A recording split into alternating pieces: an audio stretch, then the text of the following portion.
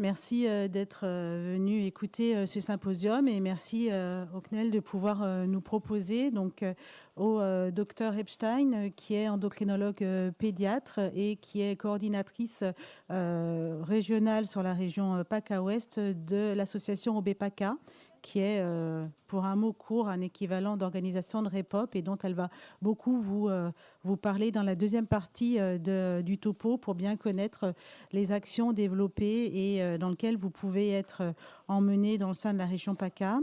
Et donc, pour ma part, je suis le professeur Reynaud, je suis chef de service de pédiatrie multidisciplinaire et je suis impliquée dans le centre spécialisé obésité sévère et compliquée de la région PACA Ouest et également dans le réseau OBPACA. Donc, le questionnement qui a été posé initialement a été le sujet qui m'a été demandé d'aborder est la prévention précoce du surpoids et de l'obésité infantile. Qu'est-ce que la démarche 360 et où en est-on dans le développement d'une politique de santé pour prévenir l'obésité ? Cette préoccupation concernant l'obésité est une préoccupation qui date depuis plus de 20 ans, puisque vous voyez le premier plan national nutrition santé qui a été initié par Monsieur Kouchner, lorsqu'il était ministre de la Santé, a donné une expression et un soutien de ce premier plan national nutrition santé en disant que la rumeur gronde, inquiète sur les marches et derrière les caddies, que pouvons-nous encore manger ? Et donc là, ça rebondit complètement sur la session que je viens de modérer concernant les interrupteurs endocriniens et les impacts sur la santé et quel est le lien entre l'un et l'autre, mais également sur la préoccupation en dehors des grandes pathologies de carence. Se succède maintenant une inquiétante augmentation des enfants obèses parmi les 5-12 ans. Et donc, on peut dire que le questionnement qui a amené à mettre en place des politiques de santé en France, constituant un pays précurseur sur cette réflexion de prise en charge de santé publique, avait permis de soulever des points nécessitant un développement, le développement de l'information et de l'éducation, d'inciter les systèmes de soins à une plus grande importance sur les troubles nutritionnels, ouvrir une démocratie sanitaire aux enjeux nutritionnels, étudier l'épidémiologie nutritionnelle et encourager la recherche pour une mise en place des actions de santé publique. Après le premier plan national nutrition santé 1, 2, puis 3, a été réalisée une évaluation, comme on souhaite qu'elle puisse être faite pour toute politique de santé. Et la conclusion du premier plan national nutrition santé est que finalement, on a aggravé le gradient social et probablement que le discours n'était pas cohérent. Et ce plan national nutrition santé avait permis d'être bénéfique, on va dire, pour les cadres moyens, mais n'avait pas permis de lutter contre l'obésité pour les catégories socioprofessionnelles les plus désavantagées, et les plus avantagés n'étaient pas nécessairement concernés. Donc il y a une réflexion, un changement des politiques qui a abouti à créer un plan national obésité, puis un plan national nutrition santé 3, qui finalement a vraiment stigmatisé certaines populations et a amené encore à une réflexion en se disant attention, au début on devait faire pour tout le monde, mais ceux qui étaient visés ont été moins entendus. Après on a voulu faire surtout ceux qui ont été visés, qui a amené à potentiellement une stigmatisation. Et donc progressivement, la politique de santé qui est issue de ces plans nationaux de nutrition santé ont amené à une réflexion sur l'universalisme proportionné, c'est-à-dire avoir une politique de santé qui peut concerner tout le monde, mais qui sera adaptable à géométrie variable en fonction des populations et des territoires pour qu'on puisse atteindre l'objectif de santé publique. Et donc, cette succession de plans a permis de moduler le discours tel qu'on peut le voir maintenant dans le plan national nutrition santé qui vient d'aboutir, 2019-2023, et dont le leitmotiv n'était pas manger, bouger, 5 fruits et légumes par jour, et des choses très, très catégoriques en donnant des choses assez fermées, mais en se mettant dans une démarche d'éducation thérapeutique qui est notre pratique d'exercice clinique et d'aller vers, c'est-à-dire de faire un état des lieux du positionnement du patient et essayer de voir comment on peut l'amener vers les recommandations, tout en acceptant que ce ne sera pas nécessairement de façon idéale les recommandations données, mais une tendance pour une amélioration au fur et à mesure, et accepter que la prise en charge nutritionnelle et l'impact soit une évolution éducative qui pourra peut-être avoir des impacts sur les générations qui suivent ou sur un individu pas en 1 an, mais en 5 ans et 10 ans, et donc peut-être devenir plus humble, mais avec une vision un peu plus large. Et donc vous avez ici représenté les 5 axes qui avaient été ciblés par le plan national nutrition santé, l'amélioration de l'environnement alimentaire et l'activité physique pour être plus favorable à une santé, avec des démarches plus collectives. Vous voyez, la pression marketing et l'action sur la publicité, initialement sur la télévision publique, et puis on va y revenir. La restauration collective, comment on peut avoir une réflexion sur manger mieux et offrir une diversité alimentaire pour les populations défavorisées. L'utilisation du Nutri-Score, la reformulation au niveau collectif, et on a très bien pu voir aussi que dans l'utilisation du manger-bouger, finalement, il y avait un biais d'utilisation et certains disaient comme j'ai bougé, je peux manger. D'accord, mais peut-être que tu ne vas pas manger obligatoirement la barre sucrée, etc. Qu'est-ce que tu vas manger dans ce contexte-là? Et ça, on a vraiment vu que le manger-bouger pouvait avoir un effet délétère sur la modification du comportement. L'axe 3 était de coordonner la prise en charge sur les personnes en surpoids, dénutries, atteintes de maladies chroniques, et donc là, repositionner aussi l'obésité comme une maladie chronique parmi les autres, et donc faire une feuille de route, faire de la prévention et de la coordination de parcours. Axe 4, impulser une dynamique territoriale avec ses différentes chartes, et puis toujours développer les actes de recherche et l'expertise. Et donc, actuellement, on est à l'état des lieux des différents plans nationaux de nutrition santé jusqu'à le PNNS 4, et vient d'être publié, vous voyez, publication tout à fait récente, on est complètement au cœur de l'actualité par ce symposium. Avril 2023, Martine Laville, qui est professeur d'endocrino et nutrition à Lyon, a été mandatée par le ministère pour faire un état des lieux et donner des préconisations pour mieux prévenir et prendre en charge l'obésité en France.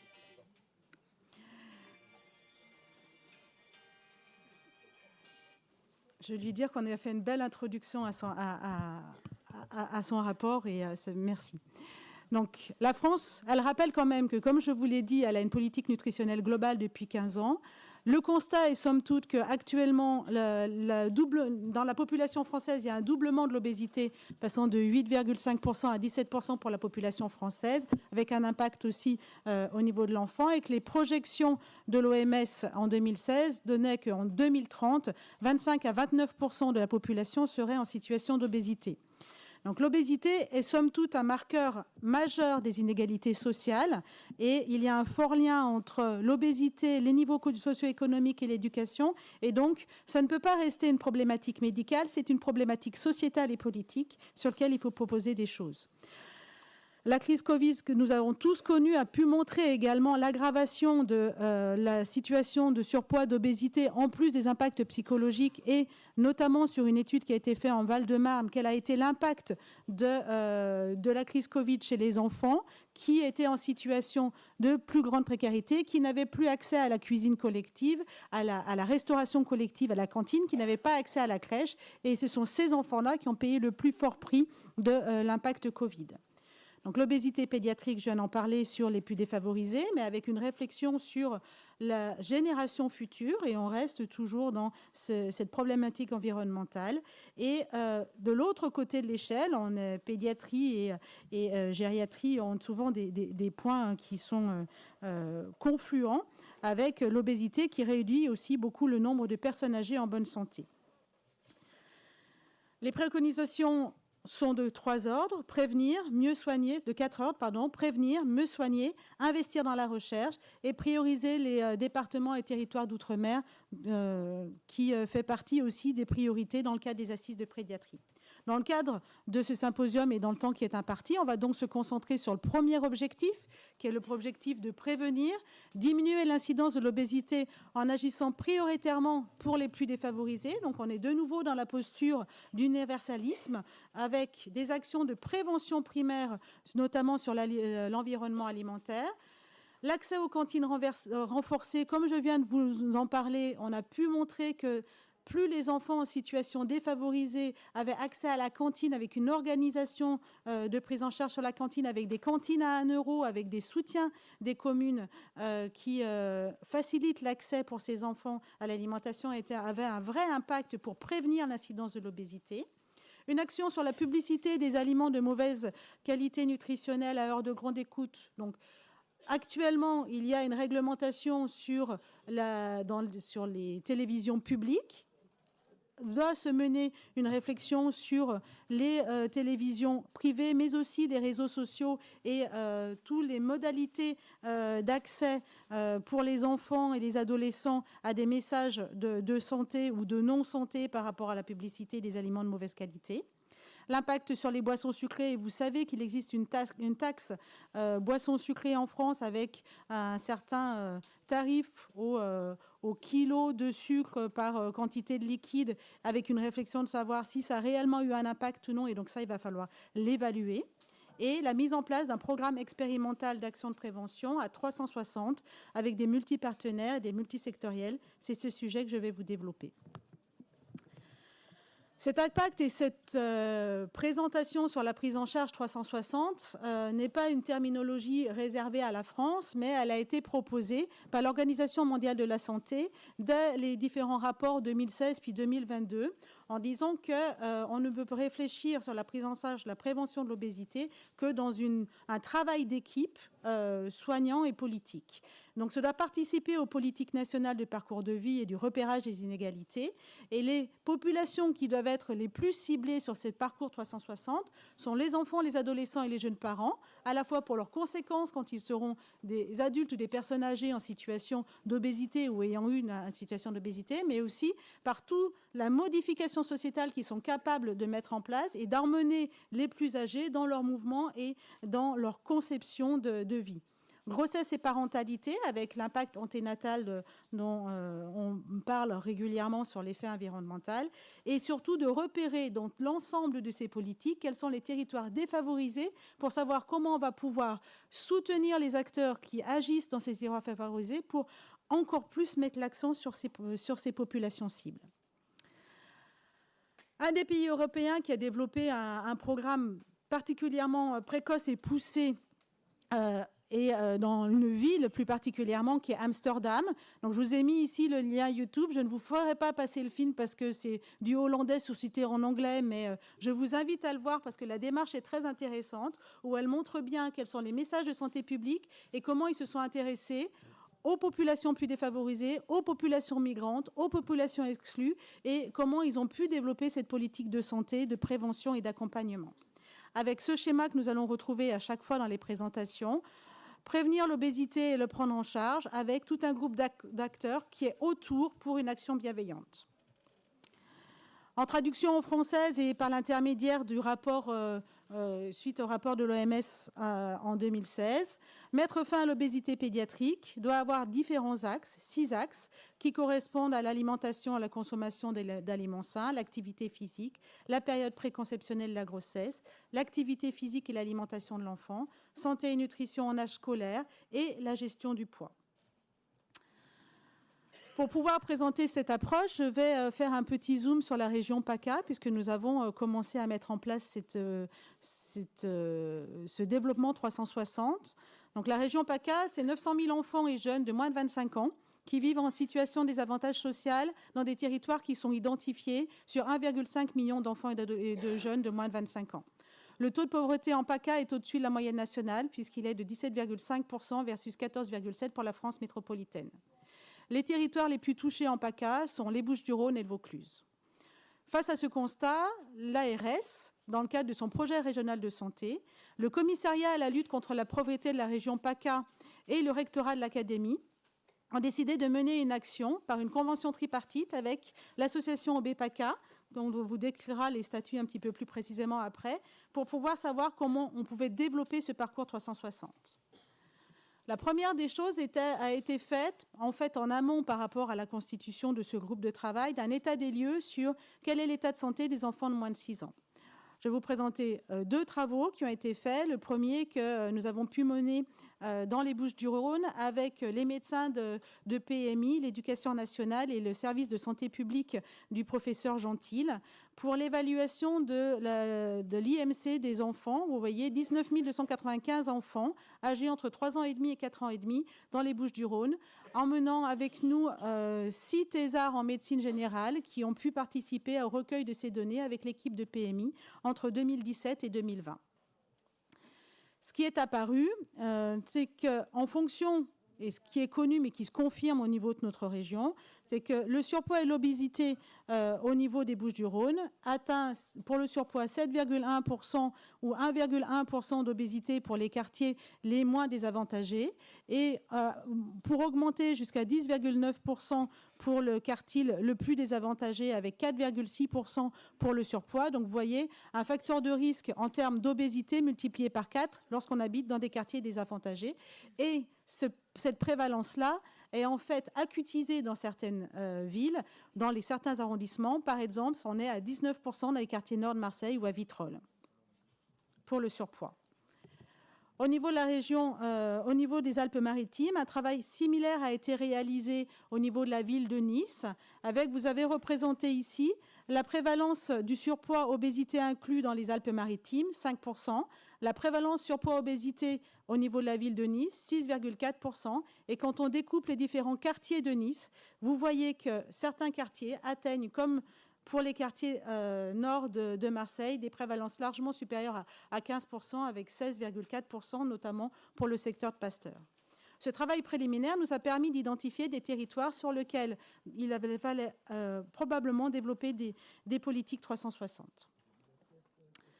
Donc, après la saisine par l'ARS et le commissariat à la lutte contre la pauvreté, a été constitué un groupe de travail avec l'ARS et les représentants que vous avez nommés ici, le centre spécialisé obésité OBPACA, notamment avec Véronique Nègre, qui est le médecin coordinateur d'OBPACA et qui est impliqué aussi dans les deux centres spécialisés PACA Est et PACA Ouest, avec Sophie Epstein et moi-même, et tous les acteurs de santé territoriaux qui ont déjà mené, qui ont été impliqués dans des politiques de santé ou des actions de santé en regard soit de la prévention de l'obésité ou dans certains parcours de prise en charge. Donc, par exemple, le CODES, Azur Sport Santé, des collectivités territoriales pour pouvoir développer des politiques publiques, et puis, dans le cadre des 1000 premiers jours, sages-femmes, et puis, bien entendu, l'aide de l'ORS. L'approche pour constituer de ce travail a été de faire d'abord un état des lieux sur des données probantes, c'est-à-dire des expérimentations qui ont pu être développées dans le territoire et qui ont surtout pu avoir une évaluation pour savoir quel a été l'impact à moyen terme et quels ont été les éléments d'amélioration ou de poursuite. Donc, à partir de ces données probantes, on s'est aussi attaché à regarder quel était le contexte social et culturel qui était adossé à ces programmes, éviter que dans la réflexion, on ait des stigmatisations. Certes, on a identifié des quartiers plus difficiles, mais comment on peut les intégrer après dans une démarche plus globale, et donc avec les territoires-ci pour être sûr de pouvoir bien contacter les professionnels sur ces terrains-là pour connaître leurs actions et savoir si elles ont été évaluées. Donc, vous voyez, le groupe de travail a commencé à travailler en décembre 2021 avec une remise de rapport et la finalisation du guide méthodologique en juillet 2022 avec différents ateliers, les 1000 premiers jours, l'action sur les territoires avec 2 groupes, puis ensuite la mise en commun et un travail extrêmement collaboratif et enrichissant mené et coordonné principalement par le docteur Nègre. Donc, l'état des lieux a compris un état des lieux sur les déterminants de l'obésité qui sont représentés ici et sur lequel je vais revenir sans vous détailler sur cette diapositive l'ensemble des éléments, mais en ayant une réflexion sur l'environnement, la santé, l'alimentation, l'activité, la période 1000 premiers jours de la grossesse à la petite enfance et l'école. Et donc, savoir comment on pouvait définir les outils et quels étaient les éléments qu'on allait pouvoir mettre ensuite dans l'appel à manifestation d'intérêt. À partir de tout ce travail collectif, a été retenu un certain nombre de boîtes à outils pour pouvoir aussi aider les acteurs du territoire à pouvoir structurer leur programme de prise en charge et de prévention avec des données qui sont sur le plan national, des analyses projets alimentaires territoriaux. Vous voyez qu'il y a aussi du renouvellement urbain et de l'aménagement urbain. Donc, on est vraiment dans la conception de la ville pour une meilleure santé. Et puis, d'autres actions qui sont des caractéristiques régionales sur lesquelles je vais revenir. Le programme notamment Ratatouille et Cabriole. Donc, on retrouve le schéma que je vous ai présenté tout à l'heure, l'approche 360, les différents acteurs sur lesquels on veut intervenir et les axes. Les axes plus généraux, environnement, santé, promotion alimentaire, promotion de l'activité physique. Les périodes cibles sur lesquelles on veut intervenir, les 1000 premiers jours, les enfants 0-2 ans et les enfants en période scolaire et primaire et école maternelle. Si on s'intéresse aux axes qui ont été retenus et plus décrits dans le guide méthodologique de ce groupe de travail, sur l'environnement, on va soutenir les actions pour encourager un environnement dans une résidence favorable, avec notamment les zones piétonnes, les pistes cyclables, les jardins partagés. Rappelez que dans les secteurs, les zones défavorisées, l'accès à la terre est quelque chose d'important et donc analyser un petit peu plus les politiques qui amèneront à faire ces jardins ouvriers partagés, ça dépend. Regardez quelle va être la politique sur l'offre alimentaire et urbaine. Dans le cadre de la santé, continuer l'action pour soutenir les réseaux de prise en charge, de prévention et de prise en charge de l'obésité, dont les résultats ont été particulièrement pertinents et dont va vous parler le Dr Epstein ensuite, ainsi que le développement de la mission Retrouve ton cap qui va vous être présentée. Renforcer l'apport d'informations sur l'alimentation avec le Nutri-Score et l'éducation du goût, être impliqué dans les services sanitaires et utiliser un outil qui a été vraiment développé au niveau de la région qui s'appelle OptiCourse et qui a été initialement développé par Nicole Darmon qui était à ce moment-là à Marseille et qui a changé de lieu d'exercice, mais toujours avec cette implication dans la prévention et la prise en charge des populations défavorisées pour un équilibre alimentaire. OptiCourse étant un plan qui permet d'aider aux populations défavorisées de savoir comment on gère un budget pour atteindre une alimentation équilibrée avec un budget minimal. Nicole Darmon a pu participer dans des plans européens, notamment à définir quelle était la somme minimale à dépenser pour réussir à acquérir une alimentation saine. Elle a été, au tout début, c'était 2,5 € par jour. On est monté actuellement à 5 € par jour pour avoir un panier équilibré. Et à chaque fois, elle aide dans la conception et l'alimentation des programmes pour savoir quelle est la somme minimale pour assurer une meilleure santé pour les populations défavorisées. Ensuite, dans les promotions de l'activité physique, regardez tout ce qui est bonne pratique pour la sédentarité et regardez les actions favorables à l'activité physique. On pourra revenir sur certains exemples. Si on se concentre sur la population cible, la grossesse en premier, comment renforcer les besoins et les actions de formation auprès des femmes enceintes, quels sont les acteurs et comment former les acteurs qui vont pouvoir faire de l'information préconceptionnelle, comment accompagner les sages-femmes, quels sont les programmes de sages-femmes pour accompagner les femmes enceintes, quels sont les médiateurs de santé qui pourraient aussi intervenir auprès des populations défavorisées et enceintes, avec des programmes plus spécifiques pour la prévention et cibler les femmes qui sont en situation d'obésité pour prévenir l'obésité infantile. Bien souligner au niveau des actions les conduites qui ont été, les initiatives qui ont été prises en région PACA, notamment dans la prévention du tabac au cours de la grossesse. Sensibiliser les enjeux relatifs à l'allaitement maternel et les différentes actions qui sont menées dans ce contexte-là. Et rappeler qu'être enceinte n'est pas une maladie, mais qu'au contraire, il faut continuer à bouger, d'autant plus quand on est en situation de surpoids et d'obésité, et que l'activité physique quand on est enceinte, on peut vous expliquer comment faire avec des éducateurs formés en activité physique adaptée ou d'autres, et notamment par des livrets d'informations pour expliquer comment on bouge quand on est enceinte, et surtout quand on est enceinte avec une obésité préalable. Sur les actions concernant les 0-2 ans, la boîte à outils a plutôt retenu des actions qui étaient orientées envers les parents pour pouvoir mieux gérer l'alimentation du petit. Un enfant qui naît dans un contexte obésogène éventuellement pourra avoir, on sait, une augmentation de l'appétit. Et il peut être difficile pour les parents de limiter la prise alimentaire sur cet enfant qui a une sorte de prédisposition à manger plus rapidement. Et donc, il y a tout un accompagnement à la parentalité pour pouvoir mieux gérer l'alimentation du tout petit, notamment de celui qui a le plus d'appétit par rapport à l'autre.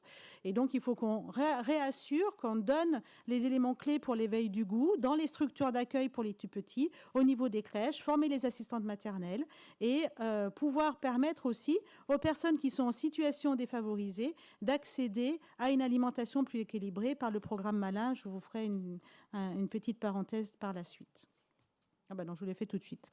Donc le programme Malin, c'est un programme qui est soutenu notamment par l'AFPA, la Société française de pédiatrie, qui permet de pouvoir avoir des coups de pouce budgétaires pour avoir des bons d'achat pour acheter des alimentations plus saines, plus équilibrées et permettre aux populations défavorisées qui se détourneraient de ces achats-là pour une question de coût, de pouvoir y accéder avec un soutien pour pouvoir leur permettre d'accéder à ça. Il y a bien entendu une évaluation qui se fait par l'intermédiaire du quotient familial, mais vous voyez qu'il peut y avoir un apport conséquent en termes financiers. Et puis, ce n'est pas simplement un bon d'achat, mais c'est un accompagnement pour l'alimentation du bébé, savoir comment on peut faire une alimentation simple, ce qui ne soit pas nécessairement un gros coût, mais qui permette d'accompagner. Beaucoup de personnes en situation défavorisée n'ont pas nécessairement l'étayage familial pour donner des conseils qui nous semblent simples, mais dont il faut pourtant parler. L'approche pour les enfants, c'est tout d'abord regarder comment ces enfants peuvent manger de manière équilibrée à l'école. Donc avec le plan qui est développé sur le cantine à 1 €, vous savez que c'est un plan et un soutien pour les communes qui ont des populations défavorisées, pour les aider à structurer une offre nutritionnelle intéressante et soutenir cette approche à la cantine scolaire avec un coût de repas quotidien qui soit de 1 € ou moins d'1 € pour les enfants qui mangent. Et donc, on est de nouveau dans la démarche dont je vous ai parlé, de permettre un accès à la collectivité, à l'alimentation collective pour une meilleure santé des enfants défavorisés. Le programme Ratatouille et Cabriole que nous allons voir ensuite, et puis ensuite l'activité physique, faire un soutien auprès des municipalités pour favoriser les pédibus, créer un environnement dans la ville qui soit sécurisé ou sécurisant et que la famille autorise à cet enfant d'aller à pied à l'école ou accompagner et donc faciliter une activité physique qui n'est pas du sport mais qui permet une meilleure santé. Donc le programme Ratatouille et Cabriole, vous voyez, c'est exactement le type d'action probante qui a été retenu par ce groupe de travail. Ratatouille et Cabriole a été créé en 2014 par un groupe de diététiciennes avec le soutien du CODES 83, qui est donc le comité départemental d'éducation pour la santé, donc dans le Var, en ciblant des territoires qui étaient des territoires défavorisés. Et ce programme est en fait de la co-construction. Les personnes qui ont développé ce programme vont d'abord travailler avec l'équipe éducative pour les enfants, donc les instituts et les ATSEM, pour les enfants entre 3 et 6 ans, et en disant, voilà, quels sont les messages qu'on pourrait faire passer dans le PMS, comment vous pourriez les intégrer à la cantine scolaire ou dans votre programme éducatif. Et puis, comment on va pouvoir travailler avec les parents pour pouvoir faire passer les messages. Et donc, c'est un vrai programme qu'on appellera main à la pâte. Les enfants, ils apprennent à cuisiner, à manipuler les différents aliments. Les parents vont pouvoir faire des ateliers aussi alimentaires très, très spécifiques. Et après, avec une évaluation de qu'est-ce que ça a apporté à la maison. Est-ce qu'au décours de ce programme, vous avez pu modifier des choses? Comment les enfants ont pu goûter d'autres aliments avec des effets tout à fait bénéfiques? Et vous voyez ici, je vous ai mis le petit flyer de Ratatouille et Cabriole, le nombre de classes qui ont été pris en charge sur le bilan d'activité 2022, 991 classes, 3200 élèves et 660 parents. Et donc, comme c'est une action co-construite, ils sont partis avec des outils pour continuer à le mettre en place sur un effet qui va durer à travers à la fois l'enfant qui était en classe, les frères et sœurs, et éventuellement les voisins, la famille, etc., pour que ça fasse tache d'huile. Je fasse attention au temps. Donc, ce groupe de travail a permis d'éditer un guide méthodologique pour aider les collectivités ou les groupes qui voudraient mettre en place un programme 360 au sein de la région PACA, en leur donnant les liens faciles et utiles et pas se perdre dans trop de données qui seraient perturbantes. Donc, permettre les conclusions des actions probantes, définir et ressoutenir les déterminants de l'obésité pour définir des approches territoriales sur les plus défavorisés et savoir après comment on pourra faire tache d'huile autour. Et on a lancé un appel à manifestation d'intérêt avec 5 lettres d'intention qui ont été retenues de la ville de Marseille, Nice, Draguignan et puis d'autres. 3 autres qui vont être développées en 2024 par OBPACA. Et donc, vous voyez que cette approche 360, je vous avais fait ce petit chemin pour la constitution du guide méthodologique. Et on continue notre chemin avec la sélection des lettres d'intention, le démarrage des projets 2023 avec une personne en charge dans BPACA de faire le suivi, la coordination régionale et les évaluations qu'on va faire autour. Parce qu'un des éléments qui était clé dans l'appel à manifestation d'intérêt, c'était que tous les projets qui étaient soumis et qui devaient faire entrer une implication des collectivités territoriales qui étaient obligatoirement adossées au projet, l'éducation nationale, les associations, les secteurs de santé, Mission Retrouve ton cap. Donc, ils devaient construire un projet ensemble. Ils devaient aussi, en même temps, dans ce projet soumis, définir les éléments de suivi pour l'évaluation à 2 ans, 3 ans ou 4 ans, en fonction du programme, pour voir si cette politique de santé peut encore être améliorée. Et on rentre dans un cercle vertueux pour toujours faire mieux en fonction des territoires. Donc, j'espère vous avoir persuadé que de la prise en charge individuelle de la personne qui a un surpoids et une obésité, il faut maintenant qu'on passe par la dimension épidémique du surpoids et de l'obésité à une préoccupation sociétale qui inclut tout le monde et pas que les professionnels de santé, mais beaucoup les politiques dans le sens noble du terme, sur l'exercice de la ville et du citoyen, pour répondre à une des recommandations qu'a marqué Martine Laville dans son rapport, la recommandation 7, réunir une task force, alors j'aime pas trop les termes anglais, moi, mais une équipe nationale pour initier pour une durée de 5 ans un programme expérimental de prévention et de prise en charge de l'obésité infantile, fédérant tous les accords du même micro-territoire dans le cadre d'actions multisectorielles et multipartenaires visant les enfants de la crèche au lycée ainsi que leurs parents. Et là, on arrive à avoir une dimension plus holistique. Donc, en conclusion, la définition de l'approche 360 est une approche que je définirais en maturité des politiques de santé, concernant la prévention de l'obésité, mais qui permettra aussi du soin de l'obésité, avec les synthèses d'actions locales, le ciblage des populations défavorisées pour commencer avec eux, puis ensuite élargir, et faire une convergence de projets avec des co-constructions, suivi et évaluation, comme on peut le voir dans l'éducation thérapeutique, mais l'éducation à la santé. Merci.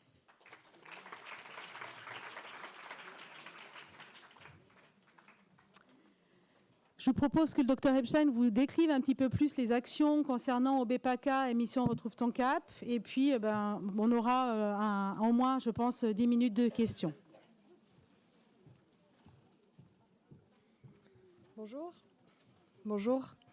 On m'a demandé de vous parler, de vous décrire le parcours de prise en charge dans la région PACA spécifiquement, mais vous allez voir que ça ressemble à des organisations qu'on retrouve au niveau national.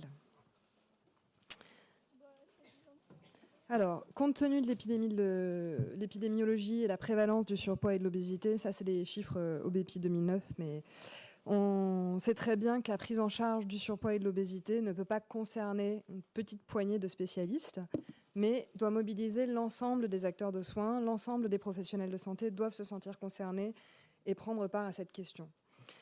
Mais il faut que l'offre de soins aussi soit lisible et accessible et qu'on sache, en fonction à la fois de la gravité de l'obésité, mais aussi de la complexité du contexte et des comorbidités associées, hiérarchiser cette prise en charge et savoir prendre en charge au bon endroit les différents patients.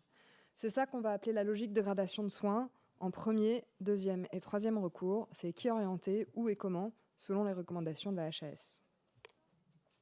Ce qu'on appelle la prise en charge de premier recours est assurée par les médecins traitant des enfants, que ce soit les médecins généralistes ou les pédiatres, mais aussi les médecins scolaires et les médecins de PMI. C'est ceux qui vont assurer à la fois la prévention, mais aussi le dépistage des personnes à risque, et puis qui ensuite peuvent initier la prise en charge initiale des enfants qui ont un surpoids et ou une obésité. C'est vraiment eux qui vont être le socle de la prise en charge. Ils vont par la suite aussi assurer, même pour les obésités plus complexes, le suivi et la cohérence du soin.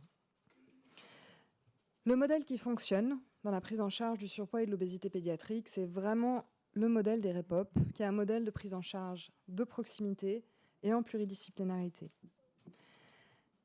La prise en charge pluriprofessionnelle est assez nécessaire, mais il faut que l'ensemble des professionnels aient une formation commune leur permettant une acquisition de compétences et une harmonisation du discours. On ne veut évidemment pas que dans l'eau, il y ait des gens qui mettent au régime, par exemple, les enfants, comme vous le savez. La proximité aussi est totalement indispensable.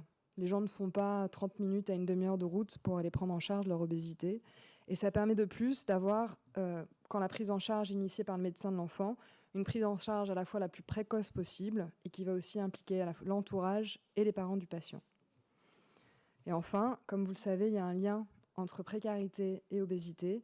Et donc, quand on a besoin d'avoir une prise en charge pluridisciplinaire, il ne faut pas qu'il y ait d'avance de frais pour ces populations, que ce soit pour l'activité physique adaptée, la prise en charge psychologique ou diététique. La coordination et l'expertise, c'est l'organisation de ce type de parcours et la formation des différents professionnels. En 2019, les REPOP que vous voyez là, qui sont en orange sur la cartographie, ont fait une étude assez exhaustive sur leur modèle de prise en charge. Donc, c'est des modèles de prise en charge, comme je vous les ai montrés de proximité, sur une durée environ de 2 ans. Et ils ont une étude qui regroupait quand même près de 7000 enfants, donc sur un nombre assez conséquent. Et ils montraient qu'au bout des 2 ans de prise en charge, les 3/4 de ces enfants avaient une amélioration de leur Z-score IMC. Comme vous le savez, l'IMC évolue en fonction de l'âge, donc plutôt que la valeur absolue, c'est vraiment l'écart par rapport à la médiane qui va être important, qui est au mieux décrit par ce Z-score IMC. Et puis, ils avaient des données pour un nombre beaucoup plus petit, certes, d'enfants, mais pour les enfants, pour qu'ils avaient des données dans les 3 ans qui suivaient cette prise en charge, on pouvait observer que la diminution du Z-score IMC se poursuivait. Comme on sait, ce qui est important, c'est de modifier les comportements. Et une fois que ces comportements ont été modifiés, les effets se font sentir sur la durée. En région PACA, on n'avait pas de REPOP. Et donc en 2018, suite à un état des lieux, pour organiser le parcours de soins des enfants et des adolescents obèses en surpoids, a été créée la structure OBEPACA, Obésité de l'enfant et prévention en région PACA. Et on bénéficie d'un financement ARS.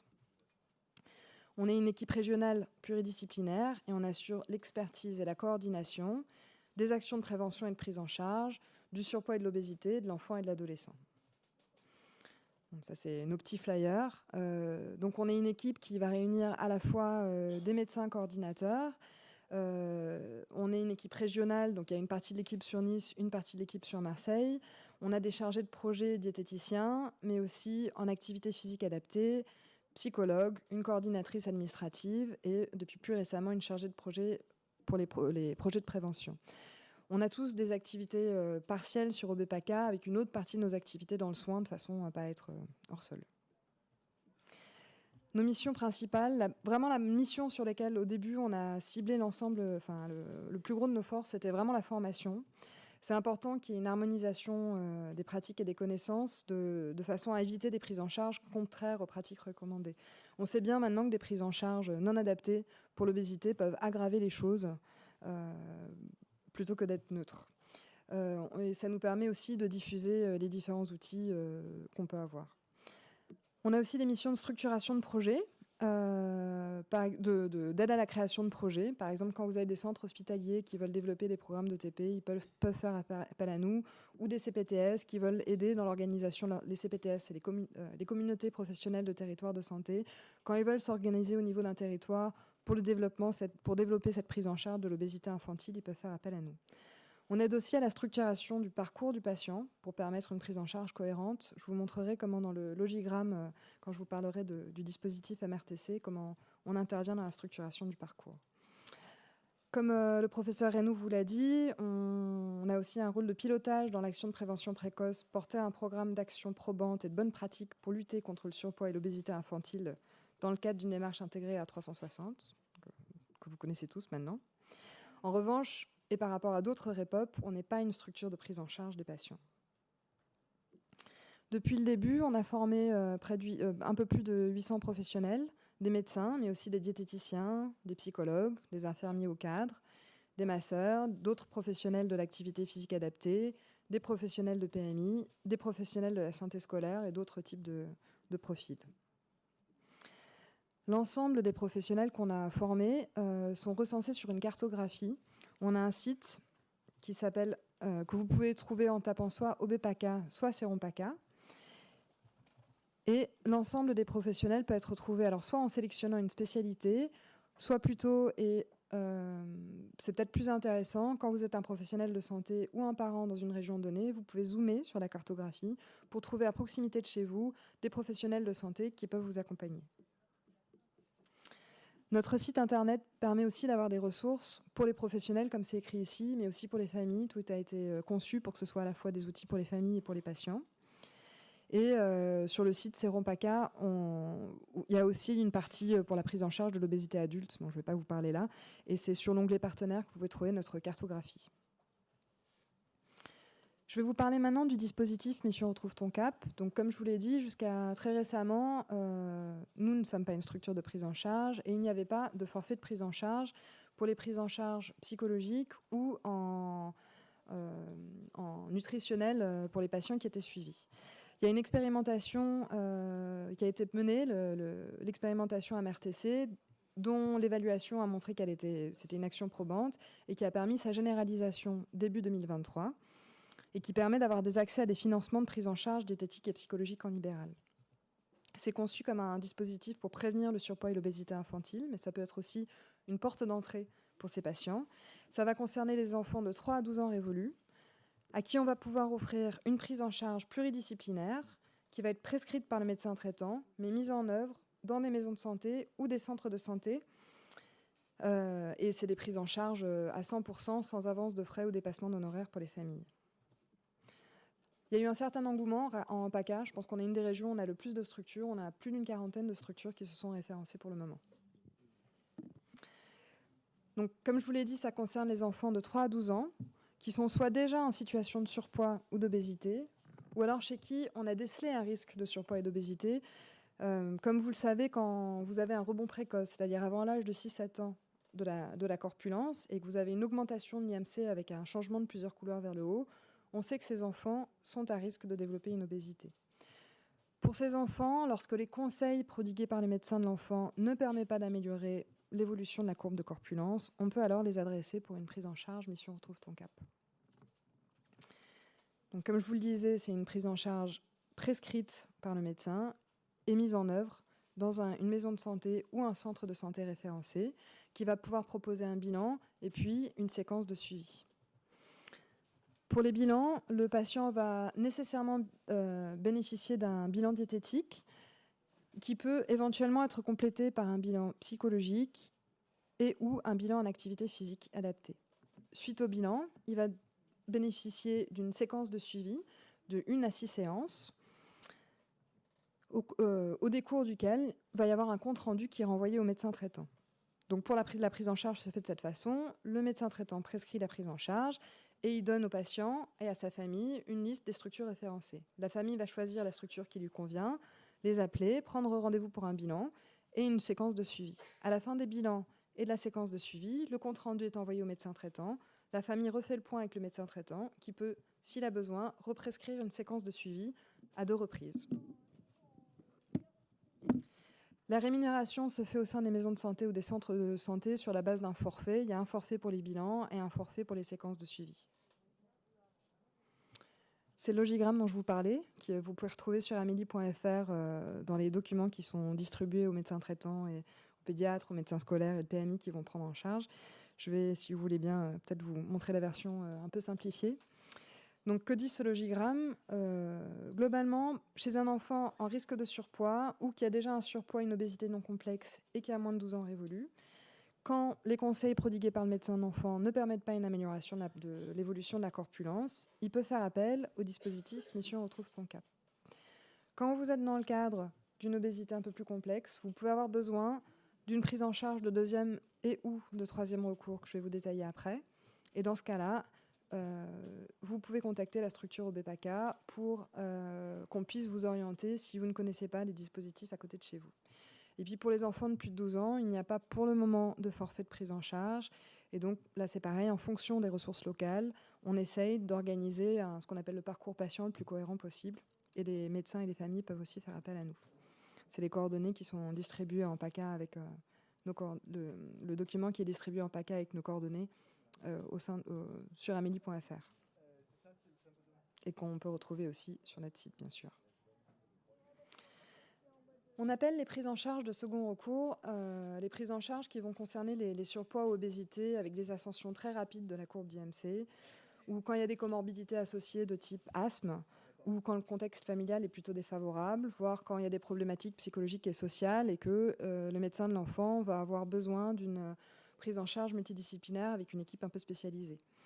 Ça va aussi concerner le diagnostic et le suivi des obésités secondaires. Les obésités secondaires, c'est celles qui sont secondaires à des maladies, hypothyroïdie, déficit en hormones de croissance par exemple, et quand on est en échec de la prise en charge de premier recours.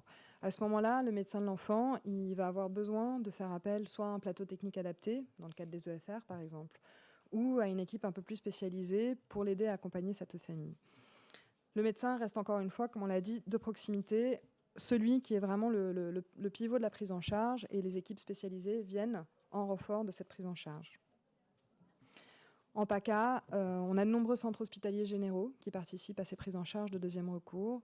On a aussi une structure qui s'appelle l'espace santé APHM. C'est un centre de santé, mais c'est une antenne de la paix dans les quartiers nord qui permet d'offrir des prises en charge spécialisées à proximité des populations qui vont en avoir besoin.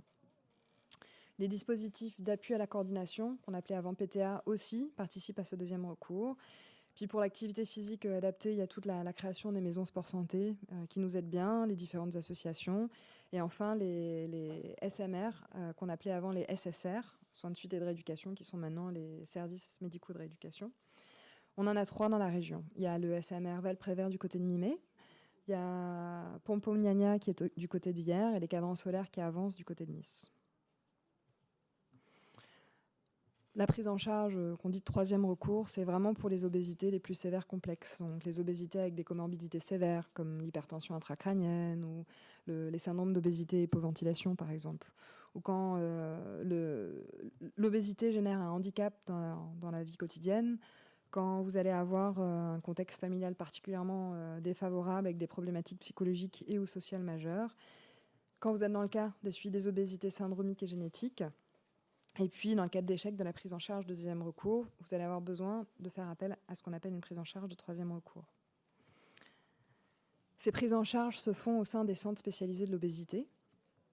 Alors, ces centres spécialisés de l'obésité, ils ont été créés pour assurer les prises en charge multidisciplinaires des obésités sévères et complexes, avec des compétences spécifiques et un plateau technique adapté. C'est à la fois pour les adultes et les enfants, et généralement ils sont portés par les centres hospitaliers universitaires. On en a 2 dans la région.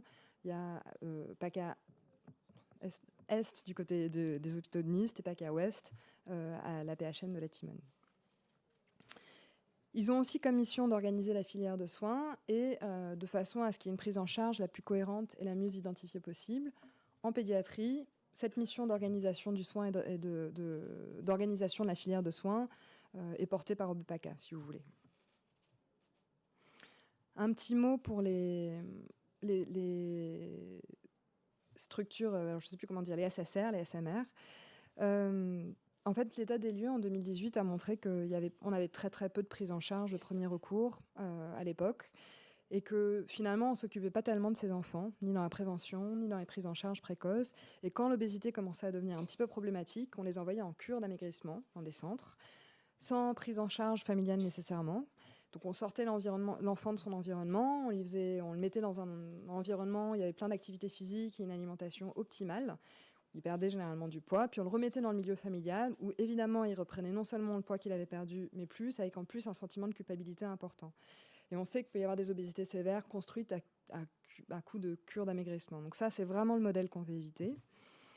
Et les prises en charge dans les SMR sont extrêmement utiles, mais elles sont pour les patients de deuxième recours sur des séjours courts, des hôpitaux de jour ou des séjours de vacances courtes.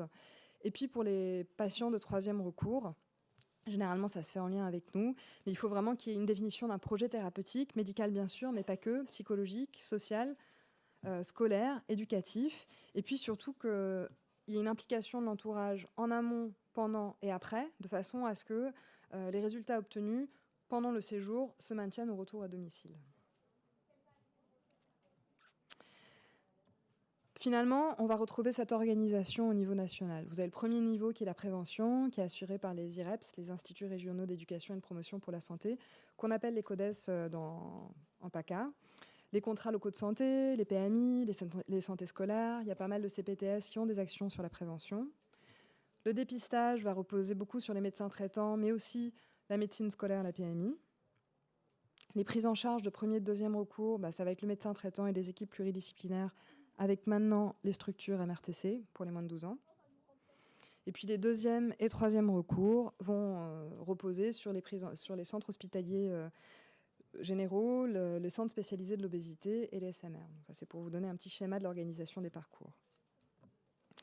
Actuellement, je ne sais pas si vous avez entendu parler des expérimentations article 51. Ce sont des actions innovantes pour la promotion de la santé ou l'organisation des soins qui ne bénéficient pas actuellement de remboursement. L'expérimentation MRTC en était une. L'évaluation a montré que ça a amené un vrai service rendu. C'est pour ça que ça a été généralisé.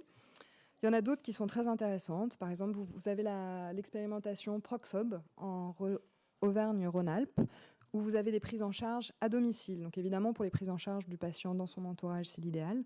Et c'est souvent dans des zones où il y a une faible offre en termes de professionnels de santé. Vous avez l'expérimentation Topaz. Alors c'est un modèle REPOP, mais au sein d'une CPTS. Et puis vous avez Pralimap aussi, qui est très intéressant, en Guadeloupe notamment, où c'est des modèles de prise en charge. Là, c'est pour des adolescents, et l'accroche et l'amorce de la prise en charge se fait au sein de l'école, des collèges et lycées. Il y a une autre expérimentation aussi qui s'appelle Obépédia, qui est pour les prises en charge des enfants et adolescents souffrant d'obésité sévère et ou complexe, et qui va mêler à la fois des bilans dans les centres spécialisés de l'obésité, mais aussi des prises en charge à domicile. Et on espère que si l'ensemble de ces expérimentations, leur évaluation montre que ce sont des actions probantes, qu'il y ait une généralisation de ces différents types de prises en charge, et puis ça nous permettrait du coup d'avoir, en fonction des besoins des patients et de l'offre de santé, de pouvoir avoir des prises en charge adaptées pour l'ensemble des patients. Je vous remercie.